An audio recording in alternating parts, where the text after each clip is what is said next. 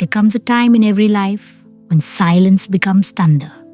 Not the silence of peace, but the silence after the scream, when the world pretends not to hear. When betrayal, heartbreak, loss, and disappointment sit with you in the dark and whisper, "This is all you'll ever be."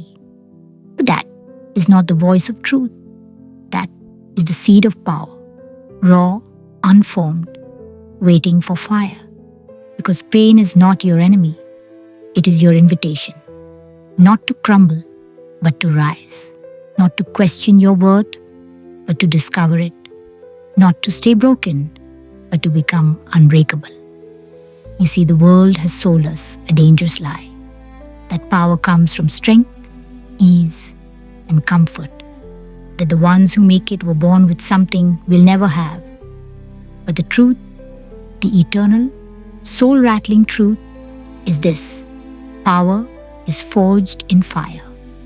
And the ones who burn the longest often rise the highest. You were not abandoned by life. You were chosen for refinement. Every moment that shattered you, every betrayal that emptied you, every silent night that threatened to erase you was a part of the awakening. Because real power does not shout. It bleeds, it rebuilds, it rises. And the rising begins in your mind. Before your hands move, before your lips speak, before your feet step, your mind must decide. Decide that the pain will not be the end of your story, but the beginning of your legend. They won't understand your silence. They won't applaud your rebuilding. But this isn't about them. This is about reclaiming your identity, not as a victim of life, but as its architect. You've been to the valley. You've seen the underside of hope. You felt the weight of unanswered prayers, the ache of dreams that died in your arms. And yet, here you are, still breathing, still standing, still chosen. That is not weakness. That is prophecy in motion. History was never shaped by the comfortable. It was shaped by those who refused to stay silent in their suffering, by those who turned their pain into poetry, their scars into swords. Look at Nelson Mandela, imprisoned for 27 years, stripped of freedom, stripped of voice. But in that pain, he didn't dissolve, he decided. He walked out, not bitter, but bolder. Not a prisoner, but a president. His pain became the soil of a nation's healing. Look at Frida Kahlo, bound to a bed, broken in her body, yet painting the fiercest visions of her soul. Her art was not pretty. It was raw, honest, bleeding, and it made the world listen. Look at Mother Teresa, surrounded by suffering, yet never once did she run from it. She walked straight into the slums with a whisper of love that roared louder than any army. Her power came not from might, but from compassion sharpened by pain. So tell me, what will you make of yours? Because you are not here to simply survive your wounds. You are here to transfigure them into wisdom, to look your pain in the eye and say, "You thought you buried me, but I was a seed." The mind is the crucible, the place where pain either becomes poison or power. And the difference is belief. What you believe in the dark determines what you become in the light.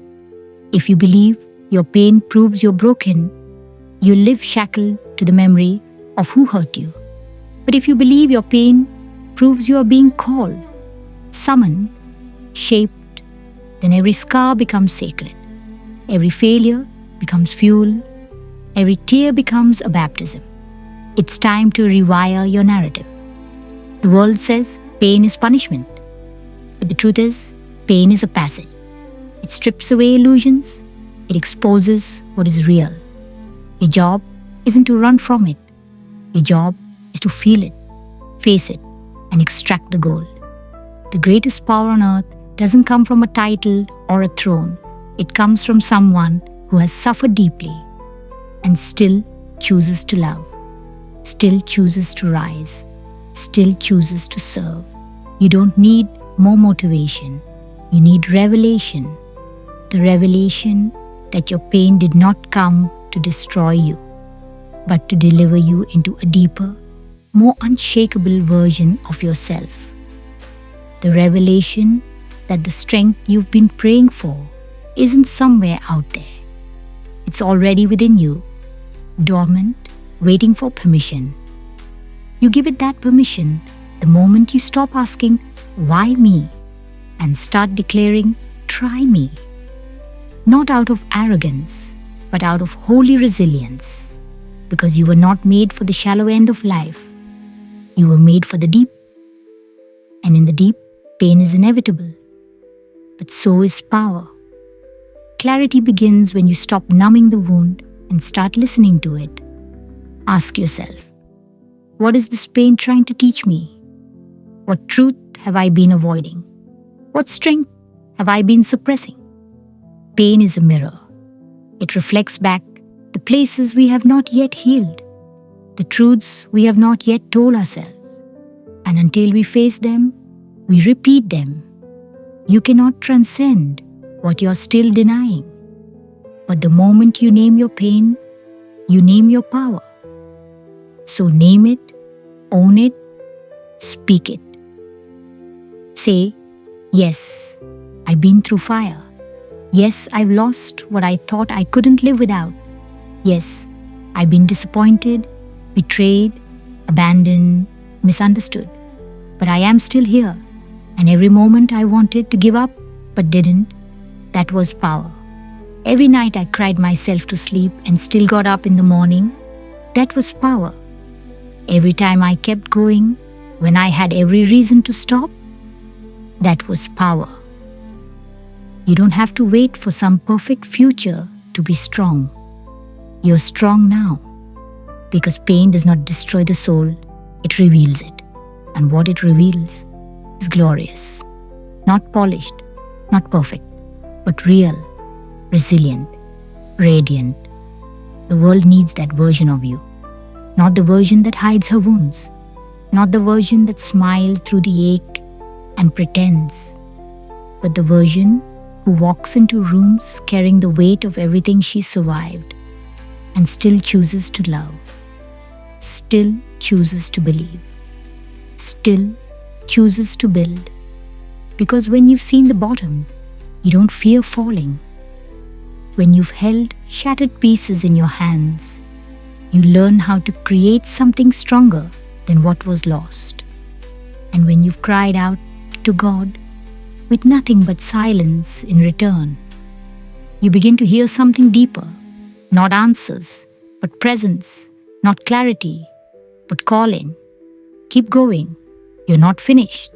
Your pain isn't the final word. It's the first note of your power's symphony. You see, the soul does not grow in comfort. It grows in contradiction. Where pain meets purpose, where suffering meets surrender, where heartbreak meets healing, there the soul stretches. There it learns to breathe in fire and exhale light. There you meet the part of you that cannot be conquered. And this is where your vision begins. Not in the light, but in the dark. Not in certainty, but in surrender. Not in applause, but in solitude. Because true vision is born in the place where you lose everything you thought defined you. Your titles, your plans, your expectations, your carefully drawn maps. When life burns the blueprint, vision is born. Not the kind of vision that impresses others, but the kind that awakens you. A vision that doesn't come from your eyes, but from your spirit. A vision that sees through pain, through delay, through disappointment, and still believes, still moves, still reaches. Because the most powerful visionaries were not those with perfect plans. They were those with relentless faith. Faith that their suffering wasn't meaningless. Faith that their struggle was not in vain. Faith that their tears were watering something sacred. What are you watering in your pain? Bitterness regret, shame, or courage, wisdom, power. Every day, you're planting seeds. And the pain is the rain that forces those seeds to break open. You don't get fruit without pressure. You don't get roots without the dark. And maybe the reason you feel buried right now is because you were meant to grow deep before you grow tall. We're taught to chase the spotlight, but real power doesn't need to be seen. It needs to be embodied. It's the kind of power that walks into a room and changes the temperature without saying a word. Because when you've walked through hell and kept your heart intact, you carry an authority that cannot be faked. That's why discipline matters. Not the kind of discipline that comes from shame or pressure, but the discipline that comes from reverence. Reverence for your life, reverence for your calling. When you wake up and choose to rise, even when it hurts, that's discipline. When you speak truth in a world addicted to lies, that's discipline.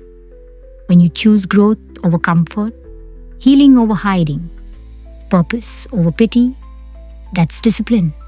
And discipline, day after day, becomes character. Character becomes integrity. And integrity becomes power that lasts.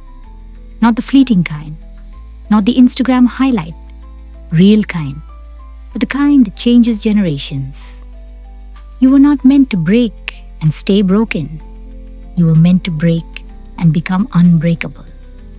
That's what happens when you stop avoiding pain and start engaging it. You realize that pain isn't personal, it's universal. But what you do with it, that's where your uniqueness begins. Do not waste your suffering. Use it. Turn it into discipline. Turn it into devotion. Turn it into direction. The most powerful people are not those who have avoided suffering, but those who have alchemized it. They've taken grief and turned it into generosity. They've taken rejection and turned it into redirection. They've taken humiliation and turned it into humility. And humility, real, grounded, soul-born humility, is the gateway to divine strength. Not the kind of humility that says, I'm nothing, but the kind that says, without pain, I would not have discovered my purpose. There's something sacred about choosing gratitude even when everything in your life feels like a question mark. Because gratitude is not denial. Gratitude is declaration. It's the voice that says, this pain has shaped me, but it has not defined me. This season has tested me, but it has not defeated me. This storm has bent me, but I did not break. Gratitude is how you reclaim your authority. And it doesn't require perfect circumstances. It requires presence, awareness, the audacity to say thank you when life has given you every reason to scream. Because in that thank you, you flip the script. You tell the pain, you try to bury me in silence, but I will speak louder. You try to paralyze me with fear, but I will move anyway. You try to steal my joy, but I will dance in the ashes. You turn mourning into movement, and slowly your life becomes a testimony, not of perfection, but of perseverance, not of having all the answers, but of refusing to quit. That's where your story begins to serve others, because the point of pain is not just transformation, it's transference. Your healing was never meant to stop with you. Your scars are the maps that will guide someone else through their fire. You are the miracle someone else is praying for, but you must walk fully into your own pain first. Own it, bless it, and then redeem it. Redemption doesn't mean erasing the past. It means rewriting its meaning. It means looking back and saying, that broke me, but it built me too. And the more you bless what broke you, the more you become a vessel, not just of survival, but of salvation for others. Think of Viktor Frankl, a man who endured the unthinkable in Nazi concentration camps. He saw death, despair, inhumanity, and yet he found meaning in the suffering. He emerged not as a bitter man, but as a teacher, a healer.